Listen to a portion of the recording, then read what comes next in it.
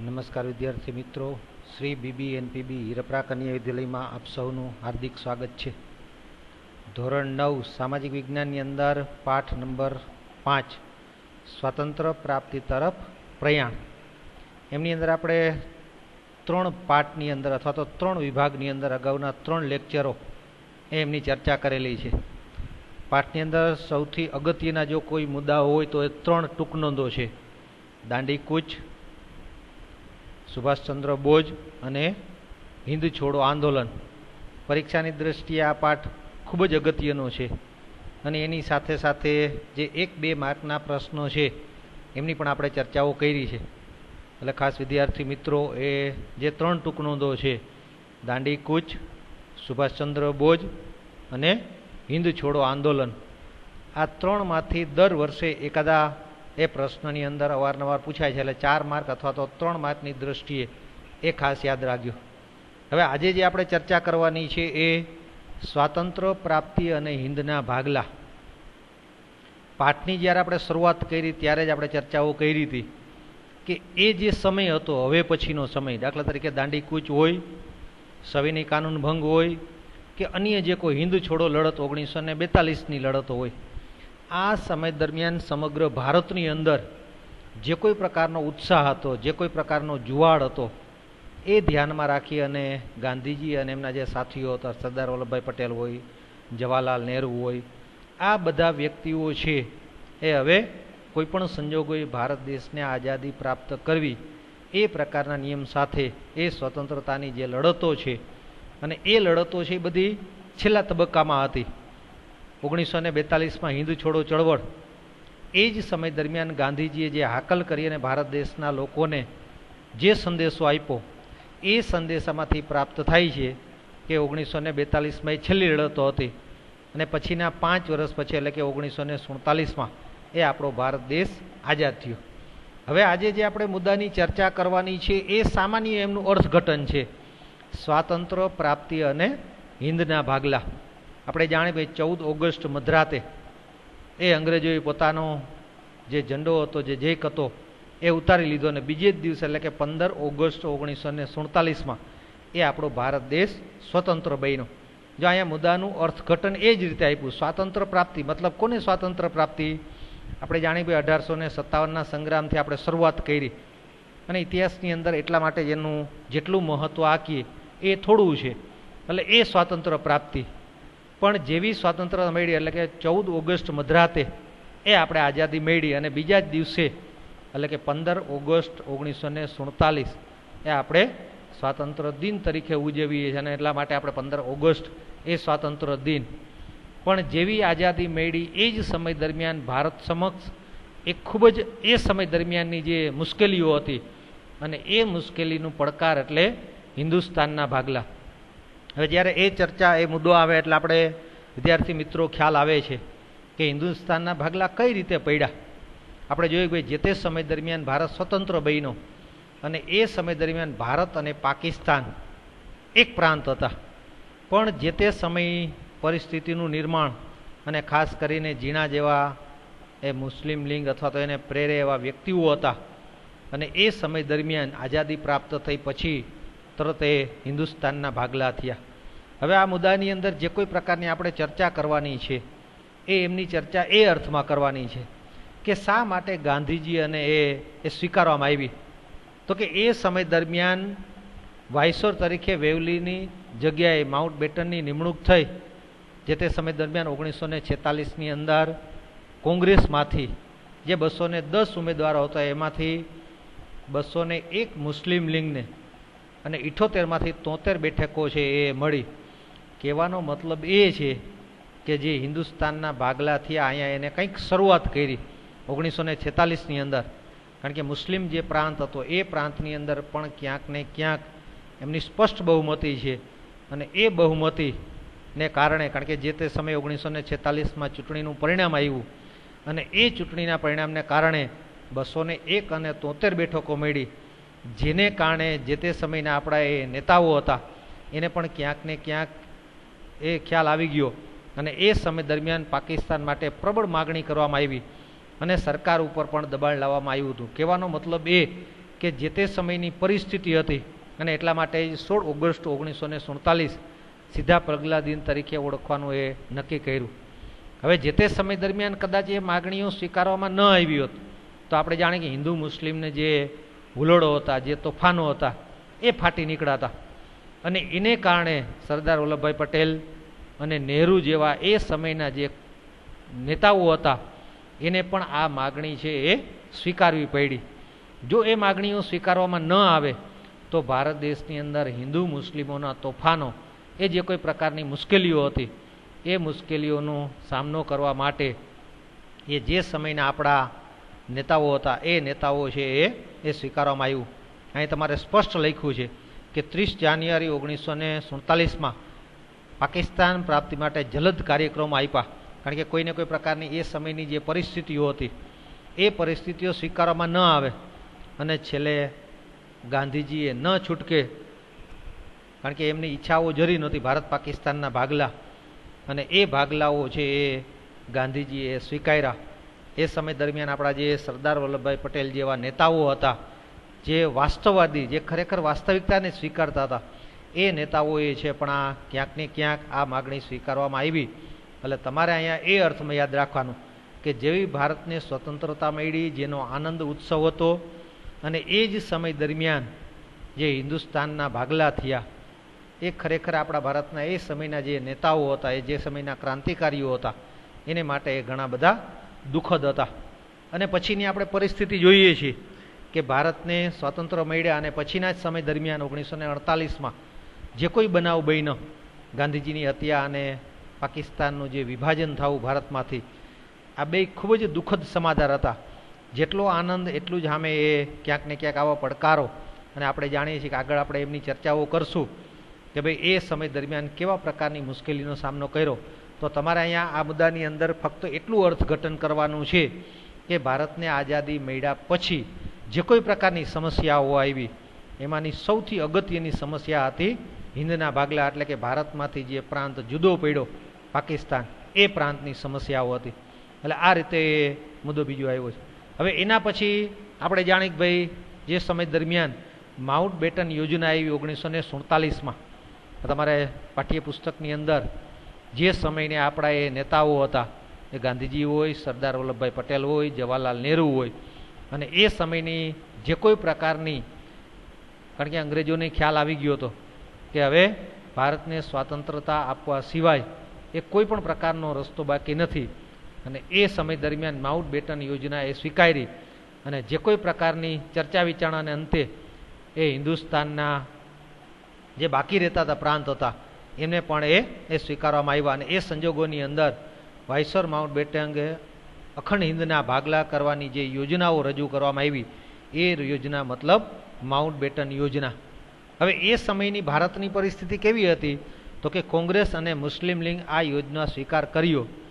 વિદ્યાર્થી મિત્રો, આપણે જાણીએ જે સમયની પરિસ્થિતિ એમની અંદર જે ખાસ કરીને બંગાળ, પંજાબ, આ બહુમતી હિન્દુ બહુમતીવાળા જે પ્રાંત હતા, એ પ્રાંતને જે તે સમય દરમિયાન પાકિસ્તાનના એ કયા પ્રાંતની અંદર જોડવા. જો અહીંયા ભારત અને પાકિસ્તાન વચ્ચે જે કોઈ વેરઝેરના ભાવ હતા એ અહીંથી જ રોપાઈ ગયા હતા. અને આજે પણ વર્તમાન પરિસ્થિતિની અંદર ક્યાંક ને ક્યાંક જે નિર્દોષ લોકો છે એ નિર્દોષ લોકો છે એ ક્યાંક ને ક્યાંક સહન કરવામાં આવે છે. આ મુદ્દાની અંદર તમારે ખાસ એક પ્રશ્ન 1 માર્કની અંદર પૂછાય કે માઉન્ટ બેટન યોજના છે એ ક્યારે રજૂ કરવામાં આવી હતી? એ 3 જૂન 1947 એ માઉન્ટ બેટન યોજના છે એ રજૂ કરવામાં આવી. એના પછી હિન્દ સ્વતંત્ર ધારો 1947 જે કોઈ પ્રકારની ભારતની પરિસ્થિતિ હતી એ પરિસ્થિતિ અનુસાર વાઇસરોય માઉન્ટ બેટનની યોજના અનુસાર બ્રિટિશ પાર્લામેન્ટ હિન્દ સ્વતંત્ર ધારો પસાર કર્યો. અને એ સમય દરમિયાન કે ભારતને સ્વતંત્રતા આપવી છે તો એ સ્વતંત્રતા કેવા પ્રકારની છે? અને એક પ્રશ્ન તમારે એ પણ પૂછાશે કે આ ધારા મુજબ ભારતીય સંઘના પ્રથમ ગવર્નર જનરલ તરીકે એ માઉન્ટ બેટને એ નિમણૂક કરી. હવે અવારનવાર 1 માર્કના પ્રશ્નની અંદર એ પૂછાય છે, એટલે ખાસ ધ્યાન રાખજો. અને પાકિસ્તાનને જનાબ નિયા તરીકે એ પસંદ કરવામાં આવ્યો. હવે આ સમય દરમિયાન ઘણી બધી મુશ્કેલીઓ બે પ્રાંતની અંદર, ભારતની અંદર પણ એ મુશ્કેલીઓ હતી અને પાકિસ્તાનની અંદર પણ હતી. પણ છેલ્લે હિન્દ સ્વતંત્ર ધારાની અંદર જે કોઈ પ્રકારના નિયમો, જે કોઈ પ્રકારના એ કાયદાઓ હતા, એ ધારાથી હિન્દની પરાધીનતાનો અંત આવ્યો અને સમગ્ર ભારત દેશની અંદર જુલાઈ 1947માં એ હિન્દ સ્વતંત્ર ધારો છે એ નક્કી કરવામાં આવ્યો અને સમગ્ર ભારતની અંદર બ્રિટિશ શાસનનો અંત આવ્યો અને વાયસર માઉન્ટબેટન દ્વારા એ સત્તાની સોંપણી કરવામાં આવી. વિદ્યાર્થી મિત્રો, આપણે જાણીએ કે જે સમય દરમિયાન 1857ના સંગ્રામથી શરૂઆત કરી અને 1947માં 14 ઓગસ્ટ મધરાતે જે આપણે આઝાદી મેળવી, તો આ આઝાદીનો આનંદ ઉત્સવ એમનો કોઈ પાર ન હોય એ સ્વાભાવિક છે. સમગ્ર ભારત દેશના જે કોઈ લોકો હતા એ લોકોના આનંદ ઉત્સવની એને કોઈ સીમા નહોતી અને એ જ સમય દરમિયાન સમગ્ર ભારત દેશની અંદર મીઠાઈઓ વેચી, તોરણો બાંધી અને ખૂબ જ આનંદ ઉત્સાહની અંદર જે સમગ્ર ભારત દેશ છે એ છવાયેલો રહેતો હતો.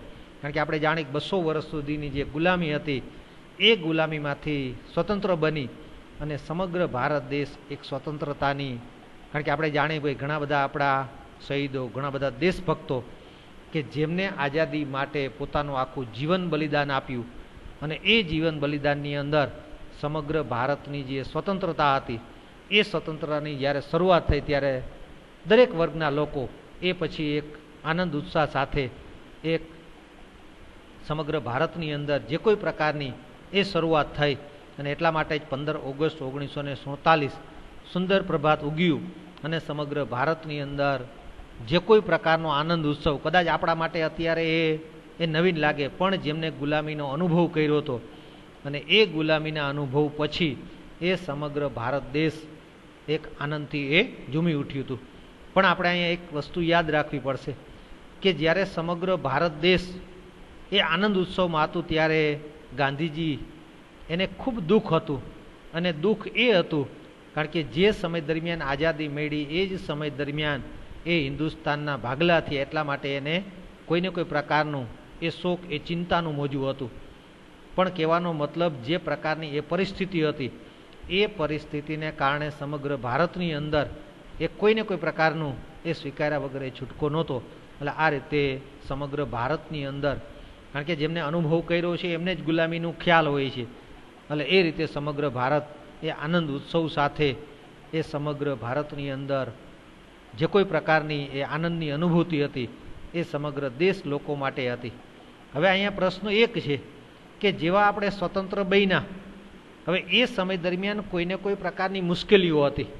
ખાસ કરીને જે સ્વતંત્ર પ્રાપ્તિ પછીની જે પહેલી સમસ્યા આવી એ હિન્દુસ્તાનના ભાગલા, એક આવડા મોટા બે પ્રાંત ભારત અને પાકિસ્તાન જ્યારે એ જુદા થાય ત્યારે એની ઘણી બધી સમસ્યાઓ છે એ ક્યાંક ને ક્યાંક એ સ્વરૂપે આવતી હોય છે અને એ સમસ્યા રૂપે એમાંના જે કોઈ પ્રકારના પ્રશ્નો ઉદ્ભવ્યા છતાંય આપણા માટે એ નસીબદાર હતા કે ભારતને એવા સરદાર વલ્લભભાઈ પટેલ જેવા એ લોખંડી મનોબળવાળા વ્યક્તિઓ એ મળ્યા હતા.